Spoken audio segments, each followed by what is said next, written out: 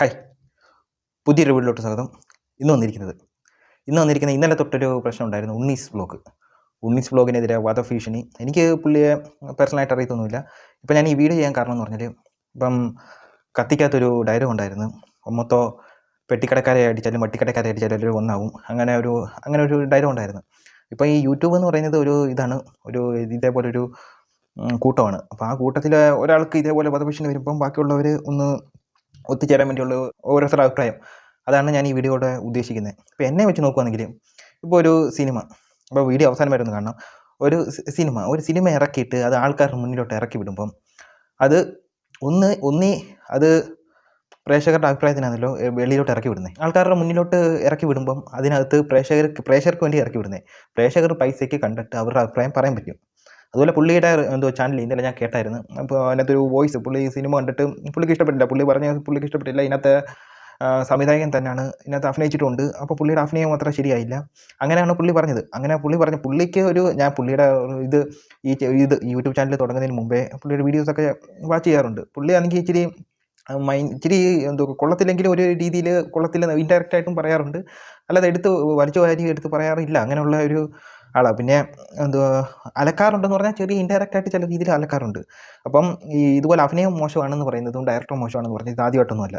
ഇപ്പോൾ പണ്ടൊക്കെ ഫഹദ് ഫാസിൽ വന്ന സമയത്ത് പുള്ളിക്ക് ഒത്തിരി ട്രോൾ കിട്ടി. ആദ്യത്തെ സിനിമയ്ക്ക് എൻ്റെ പേര് കയ്യെത്തും ദൂരത്തും, അതിനകത്ത് നല്ല ട്രോൾ കിട്ടി. പുള്ളി അതിനകത്ത് മാറി ഹാർഡ് വർക്ക് ചെയ്താണ് ഇപ്പോൾ നല്ല നടന്മാരുടെ കൂട്ടത്തിൽ കയറി വന്നത്.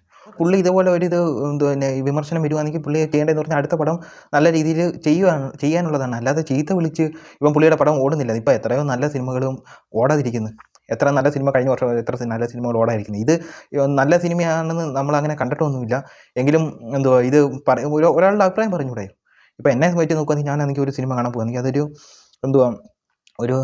എനിക്കൊരു ഇതുണ്ട്, എന്ന് വെച്ചാൽ ഒരു ഷെഡ്യൂൾ ചെയ്ത് വെച്ചിട്ടുണ്ട് ഏതൊക്കെ സിനിമ കാണാൻ പോകണമെന്ന്. ഇത് ഞാൻ ഇറങ്ങിയത് പോലും അറിഞ്ഞില്ല. ഇപ്പം പുള്ളി റിവ്യൂ ഇട്ടപ്പം ആണ് ഞാൻ കാണുന്നത് തന്നെ. അത് കഴിഞ്ഞിട്ട് അതിനകത്ത് പറയുന്ന ഓരോ ചീത്തവിളികൾ. ഇപ്പോൾ ആ ചീത്തവിളിക്ക് മാത്രം സർട്ടിഫിക്കറ്റ് വേണമെങ്കിൽ അതിന് കൊടുക്കുക. അത്രയ്ക്കും മോശം ചീത്തവിളി. അത് എന്തായാലും ഇത് കേസിന് പോകുകയാണെങ്കിൽ നല്ല കേസിന് പോകാനുള്ള വകുപ്പൊക്കെ ഉണ്ട്. വധഭീഷണിയൊക്കെ അതിനകത്ത് പറയുന്നുണ്ട്. അപ്പോൾ ഇതേപോലത്തെ പടങ്ങളൊക്കെ ഇതുപോലെ ചെയ്യുവാണെങ്കിൽ പ്രേക്ഷകർക്ക് വേണ്ടി ഇറക്കി വിടുവാണെങ്കിൽ അത് അവർ കണ്ടിട്ട് അവരുടെ അഭിപ്രായം പറയാനുള്ള ഒരു ഇത് വിട്ടേക്കണം. അല്ലെങ്കിൽ നിങ്ങളുടെ വീട്ടുകാരെയും ഇതുപോലെ നാട്ടുകാരെയും ഫ്രണ്ട്സിനെ എല്ലാം വിളിച്ച് ഒരു തിയേറ്ററിൽ മാത്രം റിലീസാക്കി അവർ മാത്രം ഇരുന്ന് കാണുക. അല്ലാതെ ഇത് കണ്ടിട്ട് അപ്പം അവരെല്ലാവരും നല്ല അഭിപ്രായം പറയാം. എന്നിട്ട് അത് നല്ല പോസിറ്റീവ് റിവ്യൂ, അങ്ങനെയാണ് കൂടുതലും പേര് ഇത് പ്രൊമോട്ട് ചെയ്തുകൊണ്ട് പോകുന്നത്. അപ്പോൾ അങ്ങനെ ചെയ്യുക, ഒരു തിയേറ്ററിൽ മാത്രം ഇറക്കി. അല്ലാതെ ഇത് നാട്ടുകാരുടെ മുന്നിൽ ഇറക്കി വിട്ടിട്ട് അവർക്ക് ഇഷ്ടപ്പെട്ടില്ലെങ്കിൽ അവർക്കെതിരെ ചീത്തവിളി. ഞാനും റിവ്യൂ ഒക്കെ കാണാറുണ്ട്. റിവ്യൂ കണ്ടിട്ട് സിനിമ കാണാൻ പോകാറുണ്ട്. പക്ഷേ അത് നമ്മൾ ഇപ്പോൾ കാണണമെന്ന് വിചാരിക്കുന്ന കുറച്ച് സിനിമകളുണ്ട്. അതേ നമ്മൾ കാണാൻ പോകത്തുള്ളൂ. ഇപ്പം ഈ മാസം കാണാൻ പോകുന്നത് മലക്കോട്ട വാലിബൻ ഇറങ്ങുന്നുണ്ട്, ലാലേട്ടൻ്റെ. അത് കഴിഞ്ഞിട്ട് ഇപ്പം fantasy time travel science fiction cinema വരുന്നുണ്ട്, ശിവകാർത്തികേയൻ്റെ ഫാൻറ്റസി. അപ്പോൾ അതൊക്കെ ഒന്ന് കാണാൻ പോകണമെന്നുണ്ട്. അല്ലാതെ ഇപ്പം നല്ല റിവ്യൂ വരുവാണെങ്കിൽ ഓക്സിലർ കാണാൻ പോകണം. അത് സ്വാഭാവികം. ഇതിപ്പം തൊട്ടല്ല, പണ്ട് തൊട്ടേ വരുന്ന ഒരു ഇപ്പോൾ ഇത്ര പെട്ടെന്ന് റിവ്യൂസ് എത്തത്തില്ല. പണ്ടൊക്കെ എനിക്ക് ഒരാഴ്ചയൊക്കെ കഴിഞ്ഞിട്ടായിരിക്കും റിവ്യൂസൊക്കെ വരുന്നത്. ഇതൊക്കെ കണ്ടിട്ട് ഇത് അടുത്ത പടം നേരെയാക്കാനും ചെയ്ത് നോക്കണ്ട. അല്ലാതെ വെറുതെ ഒന്ന് ചീത്ത വിളിച്ചു കഴിഞ്ഞാൽ എന്തായാലും അവർക്കുള്ളത് ചായം പോകുന്നുണ്ട്. അത് ഈ ചീത്ത വിളിച്ച ആൾക്ക് വധഭീഷണി ഉണ്ട്, വകുപ്പും ഉണ്ട്, എല്ലാം ഉണ്ട്. നേരെ ഓടുന്നുണ്ട്, സലാർ ഓടുന്നുണ്ട്. പിന്നെ എനിക്കൊന്ന് ഇപ്പോൾ ഇറങ്ങിയ രാസ് ആ പടം ഓടുന്നുണ്ട്. ഈ പടം കാണാൻ പോകുന്ന മിക്കവാറും അതുപോലത്തെ പടങ്ങളൊക്കെ ഒരു ഷോയ്ക്കൊക്കെ ഇട്ടേക്കെന്ന് പറഞ്ഞാൽ ആളില്ലാത്തതുകൊണ്ട് തന്നെ, അല്ലാതെ വേറെ ഒന്നുമില്ല. ഇപ്പം ആട്ടം ഒരു പബ്ലിസിറ്റി ഒന്നും ഇല്ലാതെ നല്ല റിവ്യൂ കിട്ടുന്നുണ്ട്. എങ്കിലും അത് ഓടണമെങ്കിൽ ഒരു സിനിമയ്ക്ക് നല്ല റിവ്യൂ കിട്ടി. പക്ഷേ സിനിമ ഓടണമെങ്കിൽ അതിനും കൂടെ കുറച്ചിട്ട് ഇത് വേണം. എത്രയും നല്ല സിനിമകൾ റിവ്യൂ ഇട്ടിട്ട് പൊട്ടി പോകുന്നുണ്ട്.